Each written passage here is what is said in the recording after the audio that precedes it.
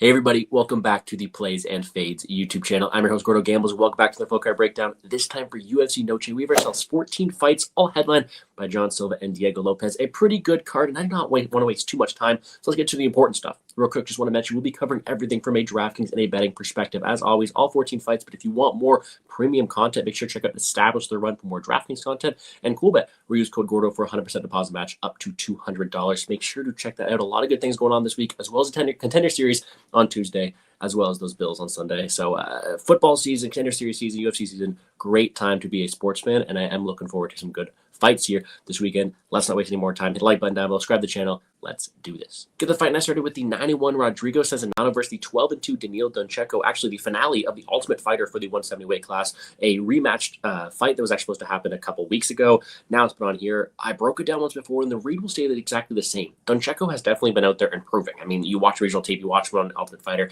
He's making those improvements. He's a fast twitch striker with a lot of power, decent get-up game, and he will go forward, and he'll win optics a moment all the time. That's kind of why he is the favorite, because he's a powerful dude, big dude who's going to go out there and look to have the moments in this spot. Sezinato's more of that ground fighter. He's going to go out there, he's going to look to take you down. Solid jiu-jitsu game, solid ability to control in top position. The first level of takedown offense isn't always there, and I do think that against higher level of competition, you will struggle with the takedowns, and that's kind of why Donchenko's favorite here, because I think people expect him to be able to fend off the takedowns, land the more powerful shots in the feet, where Sezinado kind of struggles in terms of winning striking exchanges out there. I do think that it's right to make Donchenko the favorite. I just think the line is wide, and in a matchup like this, I do think I'm a guy who typically goes and chooses his grapplers. I think he's going to go out there and have the opportunity to take over the fight, and I do think the difference in the grappling is larger than the difference in the striking. So I wouldn't be surprised if Donchenko goes out there and lands the big knockout blow, but I'm going to take a shot on the dog here to have some ground success, take the back, threaten submissions, and just overall have more ways to get this fight done, because I do think previously to Ultimate Fighter, Donchenko did go out there and show weaknesses, although I do think it's a fun fight. Betting-wise, minus 200, I just can't get to that. Like, again, if it was even, maybe I'd have a different read, but I'll take the plus 170, a solid number, on some with the grappling path to victory. The subline says out a plus 650, that does look juicy, but I probably do think a decision's another good way to look at it too as well, so not getting too involved there. DraftKings, though, this is where I want to talk about it. A very interesting card. A lot of fighters you do not want to trust. I mean, just look at these top names. Dusko Todorovic, do you want to trust him at 12 clicks? Like Zachary Reese, like Daniil Donchenko at 8.8K does have finish upside, but it's the underdog upside of Sezinado, 7.4K, who is grappling oriented. If he goes out there and looks to get takedowns, finish from top control, I do think he has a pretty high ceiling with the ground success that I do think I want to play into a 7.4K. Of course, some risk with him, but I do like his upside. I'll be leaning towards more dog or pass in this first fight of the night. And then we have the 6-1 Montse Rendon versus the 6-0 Alice Pereira. No, it is not Alex Pereira's sister, but someone who is pretty highly touted come out of Brazil there. She is a predominant striker, actually someone who is only 19 years old. She's like 2 weeks away from being in 2006, which would be crazy to see inside the UFC, but she does seem to be like a pretty real deal. I mean, she's going out there facing a horrible level of competition, so it's hard to really say at which level she is fighting, but she's going out there and doing what you're supposed to do. Very solid striking. She's going out there, very solid hooks as well. Might as well be the sister of Pereira, the way she's going out there and striking, but someone who is very dynamic on the feet, but is relatively untested, and the ground game still has yet to be seen. I think we'll kind of see that here, because Rendon, despite not having the same explosiveness and athleticism, and actually being like 16 years older than Pereira in this matchup here, is still someone who is going to go out there and look to get those takedowns. Averages 3 takedowns for 15 minutes. She will go forward, and she doesn't do anything great, but she is extremely tough. All of her fights go to decision, and she is someone who's going to stay in that fight and look to test Pereira. I think she'll be slower on the feet. There's no doubt about that. But the fighter more likely to get takedowns and just stall and top control and have some success there could be Rendon. So I do understand when this line is close. I am going to side with the upside of Pereira. I do think she is highly touted for good reason, and I do think although this could be too much too soon, that's definitely a possibility. But more times than not, I'm willing to bank in the upside of where I think this fighter is going to be, because in the long run, I do think she's someone who projects to be the better fighter long term. So I'm going to be playing to the striking offense. I do think she wins the moment on the feet. I do think it's another close fight, but Rendon's been to split decision a few times before. She fights pretty close. I think Pereira separates herself in the striking and maybe gets a little help from the judges being the more popular name of the two. Give me Pereira here. Lines come in. I do not know if I want too much of this on DraftKings. I do expect to get the distance, minus 220 to do so. KO line for Pereira, plus 400. Like, no, it's a low-level WMMA fight. Don't want too much in it. DraftKings is similar. I guess there is some upside for someone like Rendon, 7.6K. That could be value. She also has wrestling success. Just don't see her winning too often. I don't really get to her. There's 14 fights. This is not a priority for me. Pereira, I don't think it's a knockout too often either. So I'd rather play other spots in this card. This is more of a pass fight in general, although I did pick Alice Pereira. And then we have the 14-4 Alessandro Costa versus the 10-3 Alden Coria. I do think this is a pretty fun matchup. Now, it is the largest favorite on the card. Let's get that out of there. Costa has looked great recently. I have been doing pretty well betting his fights, honestly. I do like the guy, and I do think he is someone who does project to be a pretty good fight in the long run, but disappointed in his debut, and his 2 losses come to great competition in Albazi and Steve Erceg there, too. So a guy who's fighting the best and looking pretty good. His ground game's probably his bread and butter. Flows really well from top position. He's able to get ground and pound, but also he's got a black belt on the mat, and he's very dangerous down there. On the feet, solid hand speed, very good leg kicks as well. He's able to get finishes that way there as well, and he looked probably career best in his last performance there. Coria on the other side of things, making his debut. I don't think the guy's horrible. I watched his tape. I do think he's someone who has some decent attributes to himself. I do like his win last time. Looks like he has decent power there as well. So if he wants to go out there and bonk Costa on the head, I'm sure that's a possibility, but I do think Costa's just going to have the experience everywhere, especially in the level of competition. I think I favor probably his hand speed on the feet, being able to win minutes there, and I do think he'll probably have an opportunity to go out there and flow better from top position. Either way, I just think I haven't really seen enough from Coria to trust him. I don't really have to trust him too much. There's a pretty big underdog price tag, but Costa seems to be a step above. Coria's also taking this on short notice. Costa's going to be the A side. I do think he has more attributes here, whether it be the hand speed on his feet, the leg kicks, but also the ground game seems to be dangerous, and I do think he gets this one done. Give me Alessandro Costa. Like I said, pretty wide betting line. I actually don't mind the fight inside the distance for someone like Costa. Coria's coming in on short notice. Costa has been a pretty good ability to finish fights, whether it be the ground game, whether it be the shots on the feet. And I do think Coria has power. Costa's chin maybe is something that we could work towards. Either way, these fights for Costa have end inside the distance more times than not, and we're getting a pretty decent number here. So I do not mind that, although flyweight variance, we'll have to see. I am picking Costa to win. DraftKings wise, again, big slate. I've already mentioned $200, so I think have upside. I don't think it's too tough to get to someone like Costa 9.5K. Finish upside, ground upside. I think he rates out okay. But this is a really interesting fight. Does he get a first-round finish as often as maybe a Todorovic does? Or, does Reese Dumas fight win a target? Like 9.5K for him at a flyweight bout. He needs to go out there and dominate, and I'm sure he can. But I do think there's some other option in this top range, whether it be the grappling success of Suarez or someone else, where he's definitely not a must-play. I will sprinkle him in. I do not mind him, but I do think you're looking for a finish or bust if you're going to trust him. And like I said, it's minus 150. So maybe I'd rather play the fight doesn't go rather than targeting too high up top. I do think there are better fighters with better the distance line. So definitely will sprinkle him in a tournament, but definitely not a must-play. And then we have the 10-3 Cedric Dumas versus the 9-2 Zach Reese, the aforementioned fight. Let me just say before I get started on this one, there are a few fights on this card where it's just bottom of the barrel. This one included. Let's not forget Cedric Dumas not only been arrested 9 times, but was found hiding in a dog crate, couldn't get his ankle monitor off last time. This guy is an absolute meme, and he's facing a guy in Zachary Reese who is still also relatively unproven. There are a lot of just really bad matchups, but it's can we fade bad with bad? I don't know. We still have to make a pick regardless, but I'm just saying low-level matchups, grain of salt with these ones here. Regardless, I do think it's a tough matchup to make Reese a large favorite against anybody. I did pick him, do not get me wrong. I think he's got the better hand speed on the feet. I think he's more explosive in the striking, and I do think he is more likely of the two to be the offensive wrestler. But he's inconsistent. Defensively, he has issues. He puts his head into different situations sometimes, can be held in bottom position, and he's someone who is keeping his chin really high, can be hit, can be hurt, facing a little level of competition. Dumas isn't very good. He's got solid brawling ability on the feet, solid power, decent high elbow guillotine, but he's not going to shoot takedowns. He's pretty lost from bottom position, and he has also been hurt being the more defensive fighter of the two. It just seems like one where Reese is probably going to go out there, blitz early on, look to land big shots, and look to get Dumas out of there. Now, is there a chance Reese gets countered and hit? He's super hittable. Is there a chance he puts his head in a guillotine? That's certainly a possibility. So it's really tough to trust Reese here. But I did pick him to win. I just think he has more passing being done. I do think he's the better offensive fighter of the two. Like I said, big favorite, minus 230. Not very pretty. I do think this fight ends inside the distance, and, it's minus 5 to do so. So not much value left in this fight. I do not think I can get it towards too often. DraftKings, though, I will look to play this one. You look at something like Zach Reese, 8.9K. He's got first-round finish upside. We've seen him go out there and score 137 in a quick win, score 105 in a decision. But when he's going out there fighting slower, 67 against Todorovic. If this fight gets extended, I don't know if he'll play off his price tag. He is a boomer bust tournament play in this mid-range that I don't mind. Flip that thing. Same thing with Dumas. I think he can counter Reese. I think he can get him in a guillotine. Like his path to victory is probably Reese's defensive errors that I think could score well from an underdog price tag. So at 7.3K, another option to sprinkle in, but I favor the grappling upset of Sezinado straight up. Dumas is more so that dart throw down low. Regardless, low level fight, a lot of opportunities. I will target this one on DraftKings, but I did pick Reese to get this one done. And then we have the 11-3 Jesus Aguilar versus the 10-1 Luis Gurule. Gurule got a tough matchup last time. Odie Osborne went over ability to go out there and counter him, found the off switch, and it really did upset a pretty large favorite there in Gurule. But I do think this is a step down.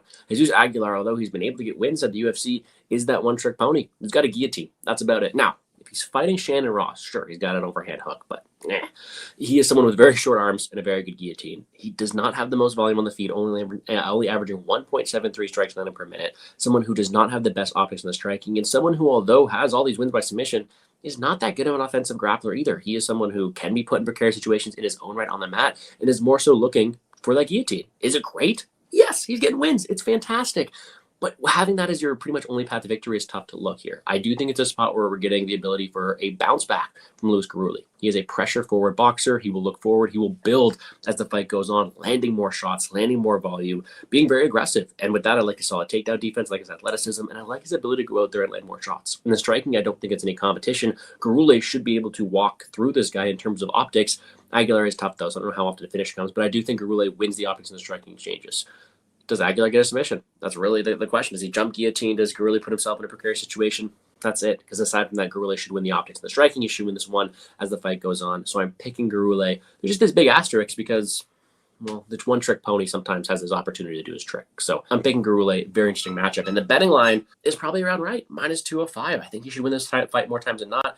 Aguilar by submission, 475. That's his path to victory.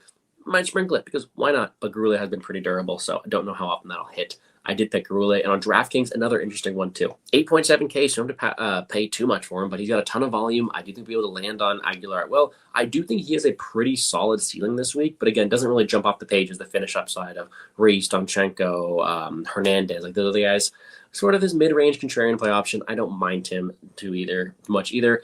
Aguilar, flip side of things, is just like Dumas. He's a dart throw. He needs that finish. He's not winning otherwise. Again, I still probably favor Sezinado, but he's definitely someone you probably want to sprinkle in due to that guillotine upside.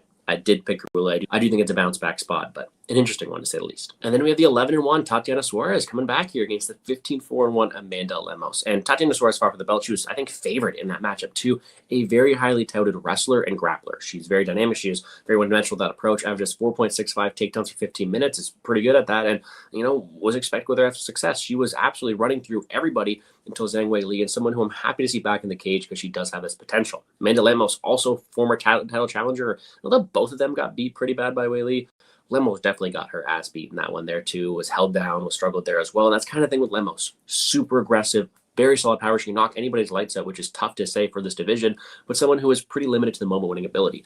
Takedown-wise, 59% takedown defense, it's not bad actually, but someone who is definitely not the same grappler, someone who wants to keep this one upright, wants to utilize her moment winning on the feet. And it seems like a matchup where, although Lemos is probably going to have the opportunity to have success on the feet, how often can she keep it there? Because Suarez will shoot takedowns. She passes the guard very well. She's a very good grappler by all means, and she's been able to get these chokes against some high-level fighters here as well. I mean, we saw what she did to Andrade. Well, what did Andrade do to Lemos? Put her in a choke that was kind of memed for a while there as well. So I do think it's a spot Suarez should win. Again, she is pretty one-dimensional, so if this fight stays upright, Lemos will look like a very good dog at her price tag, but I did pick Suarez. I do like that ground domination from her. On the betting line, like I said, -470. Tough to look at. I do think the submission line, not as good as I like it to be. +140 has been bet down already. To me, it's another pass fight. I think more so than anything, you look to play someone like Suarez on DraftKings. She is right there with Costa, and historically, she has scored very, very well. I mean, 98 against Andrade, 99 against Rosa, but 156 against Esparza, 104 against Grasso. Former champions, to say the least, but 115 against Pereira, 121 against Cooper. When she's getting these fights, when she's getting her grappling going, she's looking very, very good. So I think she has that takedown upside. We saw Lemos get dominated on the mat before. 9.4K. I like her upside in a fight that I do think she goes out there and wins and utilizes her ground game to do it. Give me Suarez. Give me Suarez on DraftKings. And although Lemos could look like a hindsight huge, great underdog on the feet, how long does it stay there is the true question. Give me Tatiana Suarez to bounce back. All right, this next fight, these next two fights are just going to be tough to talk about. Let's get through it regardless, though. The 13-4 Claudio Puelles, the 13-6 Joaquim Silva. Not a Puelles guy. Large bet of my life was on Dan Hooker against Claudio Puelles. And Puelles has definitely looked better in recent performances, getting his wrestling going, but he is a knee bar guy. He's someone who needs to grapple. On the feet, not the best striker, someone who will butt scoop, someone who will pull guard. He needs ground success. And going up against someone, Joaquim Silva, who is named Neto BJJ, you'd think it's a tough matchup, but Joaquin Silva is an older man who definitely has those fight miles on him, who instead just wants to go out there and box. Like, he is a primary boxer at this point. So this is an ugly matchup. Puelles could have ground success. His takedowns looked much improved last time against Zam, but Joaquin Silva was going to have that striking advantage. My opinion was have the opportunity to land big. So if Silva wasn't as old and didn't have as many miles on him as he would, I would expect Silva to go out there and have a lot of success. But I do think Puelles was making the proper improvements. And as much as it hurts me to say it, I do think he gets the takedowns, and I do think he's able to control and threaten submission. So definitely not a fight I want to lay my money on. This is a low-level one, to say the least, and two guys who I don't like trusting. But I did pick Claudio Puelles to make the ground improvements, to improve his wrestling, and get that going here. This is a pure pick'em. I don't know how much I want to get involved in the betting line side of things, but it does have some relevance for DraftKings because you do have someone here in Puelles who's 8.2K, right in the middle, who's probably going to go out there and shoot takedowns. Who actually I know is going to go out there and shoot takedowns. He landed 7 last time against ZM, and I do think he's got a fighter who's not going to get as much resistance to the takedown this time here as well. So there's definitely a grappling path to victory for Puelles that I will target. The flip side of things, when Silva's winning, is typically due to power. Rocked arm and Suzuki, so you got to keep that in mind. So this is a fight I kind of want to target, more so Puelles than not. I did pick him to win, which hurts me to say, but one where there's definitely a lot of unknowns, definitely a lower level matchup, but I am going to back the wrestling improvements to come through for someone like Puelles and something that could translate well in DraftKings. And then this next one, like, oh my God, this is an ugly one here. 11-5, Jose Medina, 12-6, Dusko Todorovic. Jose Medina, like, it's a bag of milk. He's going out there, he's absorbing damage, 47% striking defense, which is too high, honestly. Absorbing 5.25 strikes per minute and is yet to win inside the UFC. He's built on durability. Like, he can take a beating, but he is not a very good striker. He can be taken down and stuck in bottom position as well. He's got ground and pound and decent combinations and cardio. That's about it. Like, the guy is not a very good offensive fighter, and sure, he's on toughness. Well, he's facing a guy in Dusko who is a pretty good offensive fighter, but who lacks that durability. You mesh these two fighters, and actually, you get a pretty good guy because you give Dusko Medina's durability. Could work out to be okay. Dusko got solid power on the feet, very good offensively. He does have that tall man defense and the ability to be hit, so that's definitely a red flag. And he does slow down. He does have the ability to takedowns, 1.5 for 15 minutes, but at a 17% accuracy here, bit on a rough streak. So in this matchup, it's pretty simple in my eyes. Dusko's a better fighter. He's going to go forward. He's going to be better offensively. It's can he get Medina out of there, and can he survive the round 2, round 3 onslaught when Dusko slows down and Medina's like, hey, I'm still here. He's Homer Simpsoning his way to success. You know, this is a bag of milk that does not go rotten, which is probably the worst thing I've ever said on this channel. So I'm picking Dusko to get this one done, not with much confidence because he can be hit. He definitely is not really trustworthy. Medina will stay in this late. I just think Dusko has the offense to really lay some damage early. So give me Dusko this one done, but I am not playing him at minus 400. The fight ends at the distance. Being a plus 115 is kind of funny, but that's built on the durability of Medina. I'll be playing this just because I do think Dusko has to get him out early or will probably fade later in the fight there as well. So ugly fight, but an important one on DraftKings. Like I said, Dusko has to have early success, and at 9.3K, he's a big favorite, right? In his wins, he scored 105, 119, 120. Pretty good offense against a guy who was begging to be hit there in Medina. So not a bad play up top, but I prefer the grappling upside of Suarez. I think Costa is more reliable. John Silva we'll talk about later there as well. So a tournament play, a secondary option for me because, again, this one is expected to go the distance. So give me Todorovic to win. Ugly one. Let's see if Medina survives, I guess, and one that I do think ends at a distance, whether it be Dusko early or Medina late. Pretty ugly one, to say the least, though. And then on to the main card. At least I think this is the main card, but we do have 6-0 Santiago Luna versus 9-2 Quang Bang Lee. Another interesting one, too. Quang Bang Lee getting a short notice replacement here in Luna, and at first was like, short notice. Lee seems to have a pretty good ability to go out there and fight, mix it up. I like Quang Bang Lee. But Luna, he looked to be pretty impressive. He's a young dude. He is 21 years old, and he's going to go out there, and he has fought a low-level competition, don't get me wrong, but he has shown resiliency. He's shown that Mexican toughness, and he has a pretty good background. You look at his first fights, he is a wrestler through and through. He has the Mexican national team background. He is a very, very good wrestler, but his hands are coming on nicely. He's someone who has that blend of durability, but also will be uses that to his advantage with his aggressiveness and actually fight through resiliency. He is beating this level of competition by just being the better athlete, really. So getting a guy like Quang Bang Lee will be the toughest test to date, but it'll be interesting. Quang Bang Lee can shoot takedowns. He averages 3.15 there and has gotten them recently, to say the least. But he is someone who has yet to really be on that back foot. I do think he has power. I do think he can hurt someone Luna who probably doesn't have the best striking defense, but I was kind of impressed with Luna. I still think he is making improvements at 21 years old, working with a solid camp. I think he will probably have the better of the wrestling exchanges, and I do think he probably has more volume on the feet. Now, can Quang Lee land harder? probably he's found the better level of competition. So maybe it's right to make him the favorite. I don't really know where that one's going to go. But I do think Luna is live to win minutes. I think he's going to have some grappling success. And I've seen Craig Bailey finish late. So maybe Luna's able to put on the off slot, drive off the crowd on the UFCNoche side of things here and utilize that Mexican toughness to have some success. I like this guy. I think he's got a bright future. And I'm willing to play him. Now, he's a larger favorite than I expected. -130 against a proven guy here in Craig Bailey and looking to continue to climb. I did pick him to win. Don't know if I'll get there in the window. I just think he has more tools. I like the path he's doing. I do think he has more room for improvement. We're kind of seeing the finished product for Craig Bailey. DraftKings is another interesting one. 8.3 for Luna. Like I said, he's the wrestling path to victory. I picked him to win. I think he's got more opportunities. But Puelles is probably more reliant on that wrestling success. Hernandez probably has more early finish upside. He kind of falls into a range where he is more of a secondary option to me. Same thing with Lee. If he wins, I don't know if he's knocking him out too often. Luna seems to be pretty durable. I don't know how much ground success he's having. So it'd be more so a close split decision. We saw that when Lee went out there sort of close one against Gutierrez, he would have scored 57. I mean, he did get pretty pieced up there too, but he won around. So not my favorite fight in general from DraftKings. Secondary option for me. I did pick Luna. I think he develops to a pretty decent prospect. Let's see how he does in this first one. And then we have the 17-8 Alexander Hernandez versus the 19-6 Diego Ferreira. Whew. Interesting one. Clashes styles here, kind of, but quick turnarounds are both of them. I'm excited for this matchup. Now, Alexander Hernandez coming off a upset win, first round finish victory, kind of hit his win condition with early success against Hooper because that's a matchup where he was probably going to be drowned.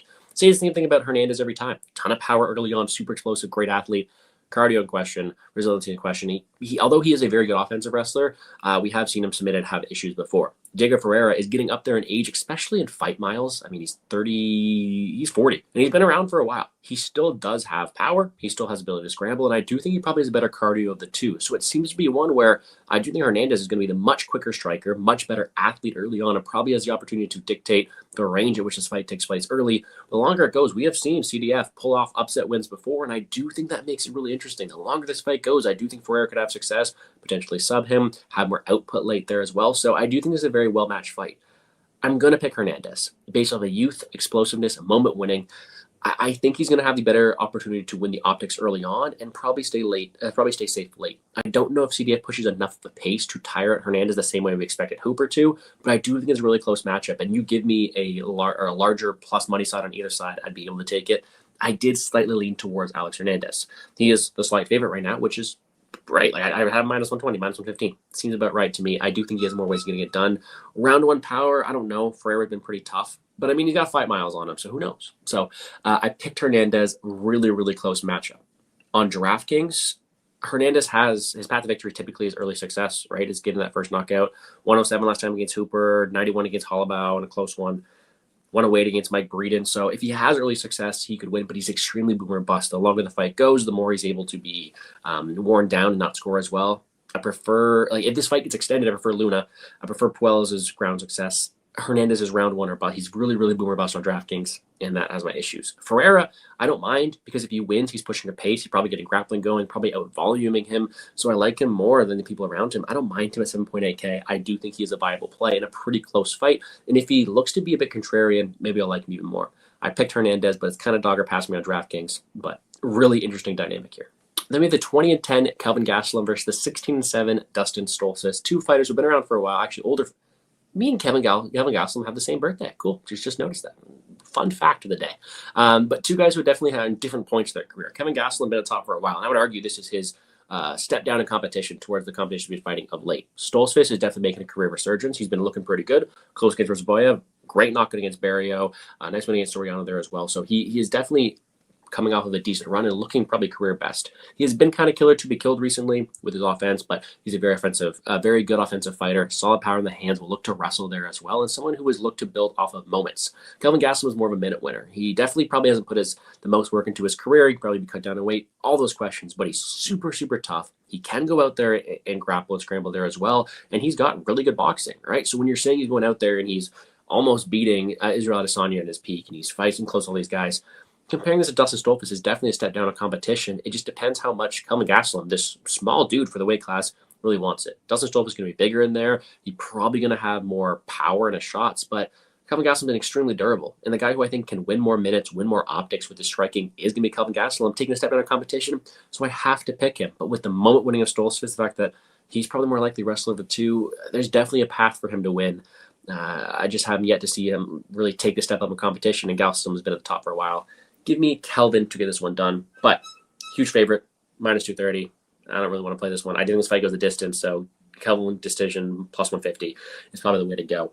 DraftKings wise, this is just not a fight I want. He's 9K, and he has been historically not the best DraftKings score. He scored 102 against Rodriguez, so not horrible, but 66 against Curtis, 95 against Heinisch.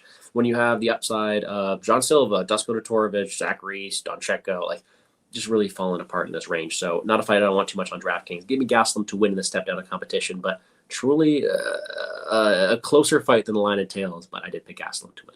And then we have the 17-4 Rafa Garcia versus the 21-7 Jared Gordon. Jared Gordon come off a nice KO win. We were able to cash on that one last time, and we're happy to get his flower because he definitely had some bad luck. The head clash, the close decision against Pemblet. Things are kind of turning around here, and I do think he is a pretty fun fighter to watch. His output is crazy. Someone's going to go out there, be putting on a high pace, solid takedown defense as well, able to keep it upright. And against a guy here, Rafa Garcia, who at one point was this super aggro wrestler, always going for takedowns. I mean, he started his career 5 takedowns, 7 takedowns, 3, 6. Kind of slowed it down a bit recently, kind of going towards a war. And I do think that kind of favors the Jared Gordon side more times than not, right?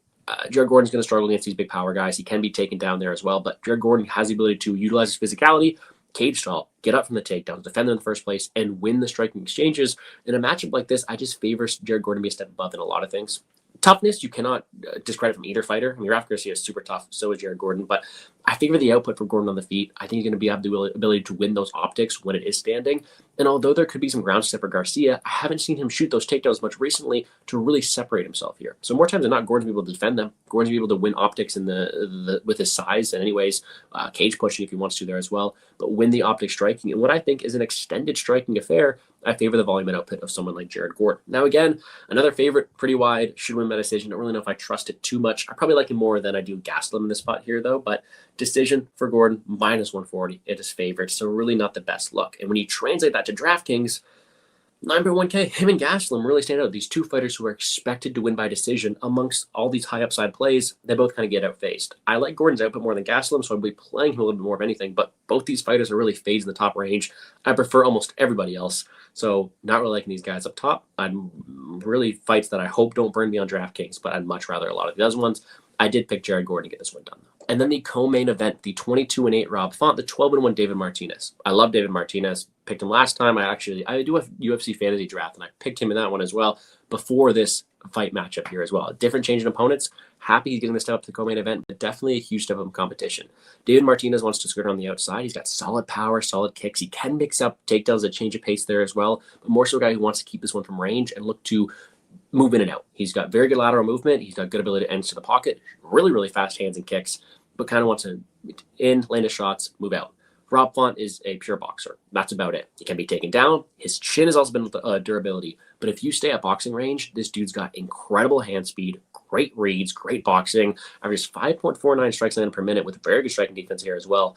He's a very good boxer. So it's really going to depend at which range this fight takes place. If this is the way Rob Font wants, which is him going forward, landing the boxing shots, making a dirty boxing match, Rob Font's going to win.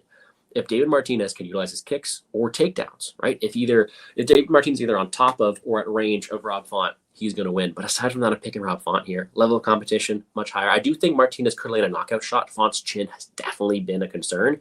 But other than that, Rob Font's going to win the men's, in my opinion. And I can't trust David Martinez at too high of a clip to have the Coria Sandhagen game plan to me to pick him here. So I'm going to pick Rob Font based off of boxing, based off of volume. And I do think it's a step up too soon for a young fighter in Martinez who's definitely into good things, like onto some very good things. But if Matsumoto's not able to have a continued ground success, I don't know how much Martinez can. So maybe Rob Font to win the boxing exchanges and take over as the fight goes on.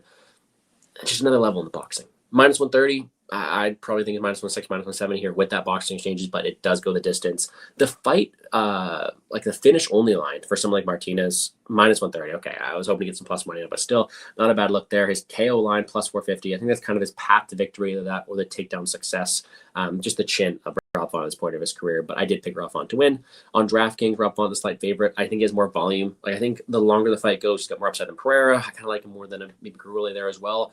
More riskier than both those fighters too. But a fighter who I do think has decent enough volume to make him a play. But in 3-rounders, because he doesn't have any takedown upside, I mean, he's getting 70 points in these 3-round decisions. So not my favorite play in general. I think he, like I said, probably is better than Pereira and Gurule if this fight is extended. But for me, I'd rather target these high upside plays, the Sezinado Donchenko fight, the Reese Dumas fight, the Hernandez Ferreira fight, Luna Lee fight, rather than these three in the middle. So I'm not getting to them too often. I take Font. I think Martinez is a fine change of pace option. I think he's got a very good ceiling, whether it be takedowns or be finish upside. I'm not picking him to win, though, so I prefer other people around him. But I do think he is a very solid underdog to sprinkle in, although I did pick Font to win this fight here. And then we have the main event, the 26-7 Diego Lopes versus the 16-2 Jean Silva. I mean, we saw the fall of the Fighting Nerds last week, so shout out to Jean Silva still being here, still being a big favorite. I do think this is an incredible matchup. You have not been able to derail the pressure and the aura that Jean Silva has. I mean, this guy's barking at you in the cage with great combinations, great power.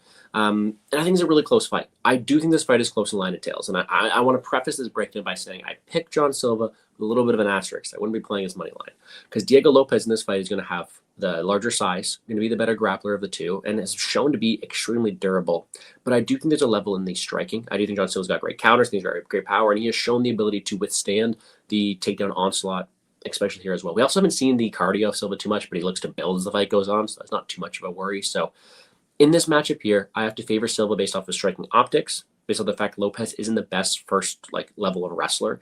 And I do think Silva's be able to keep his one on the feet to be able to land those big shots. But I have my questions about the size, the grappling, and the cardio in this matchup here as well. So I do think it is close in the line of tails. But if you ask me how I think this fight goes, I think it's a war, and I think Silva's. I think the crowd's gonna go crazy. I think Lopes can land some big shots. I think Silva can land some big shots. I think he'll be barking inside this cage here as well. But I think we see both these fighters tested, whether it be the chin of Lopes tested, whether it be the ground game and cardio of Silva tested. I think we have some questions answered. But I think at the end of the day, the minute winning, the moments, the big shots of Silva, the aura he has, take over this fight, and he lands the bigger shots on a guy who is pretty hittable in Diego Lopes. So I did pick Jean Silva to win this fight. The aforementioned odds, though, minus 230. I just can't get there. I can't get to the parlay him. Actually, this line here, too, the fight goes the distance is also intriguing because Lopes has been so durable, so maybe some value there as well. But I do think it's a fight where it's interesting, it's fun. Jean Silva's barking, Diego Lopes is putting up a fight. I like this.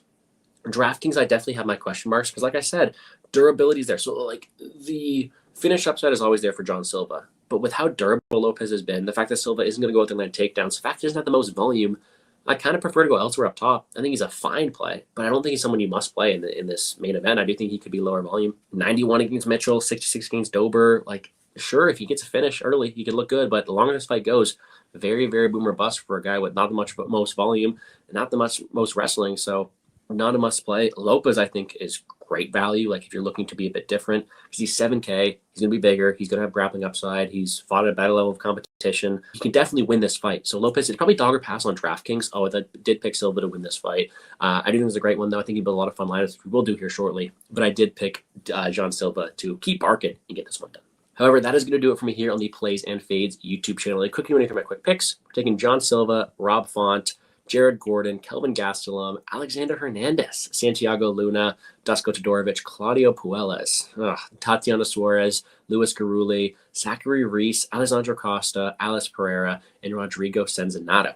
Saying a lot of these names and I'm picking a win is disgusting. But regardless, still going. Betting-wise, nothing locked in yet. I'll probably be betting some violence in the Dusko versus Reese fight. I'll maybe take a dog shot on Sezinado, maybe the over in the Lopes-Silva fight. Make sure to check me out on Twitter @GamblesGuru to see my full slate of bets, especially at the end of the week, because that'll be when I'm posting them. Check them out, as well as CoolBet. Do that too. But DraftKings, I do like this DraftKings slate. I do think there's some interesting spots here. I do think up top, Suarez is one of my favorite options. Suarez and Costa both have definitely options to be the preferred plays. And then I like Bill in the mid-range. The finish upside of Reese, Donchenko, Hernandez, Luna, Puelles, definitely ways up to go. And then on the bottom, I do like myself Diego Lopes as all underdog. Sezinado I picked to win with a grappling path to victory. Then Aguilar, Dumas, they have finish upside. Martinez have finish upside and a win. So the first question for me is if I want to play the main event. If I do like Diego Lopes, I can build great lineups with Lopes, Sezinado, like this, because then I'm able to play both guys up top and target the mid-range with 8.4K left. I like Puelles. I can make some solid lineups like this. If I don't want the main event, well, then I'm taking the grappling upside of Sezinado. I'm playing these high-risk, high-reward guys, whether it be Medina with a late finish upside, whether it be the wrestling success or the guillotine success of Jesus Aguilar and playing the mid-range. A lot of ways to go this week, and I do think you build appropriately. if you have any questions, comment section down below. But I do like this card here. And check out Established to run for more DraftKings content. But that's going to do it for me here on the Plays and Fades YouTube channel. Hit the like button down below, subscribe to the channel, show some love. And like I said, check out Established Run, check out Cool Bet. I appreciate you guys for tuning in. I wish you all the best of luck in all your DraftKings betting endeavors, guys. Let's make some money.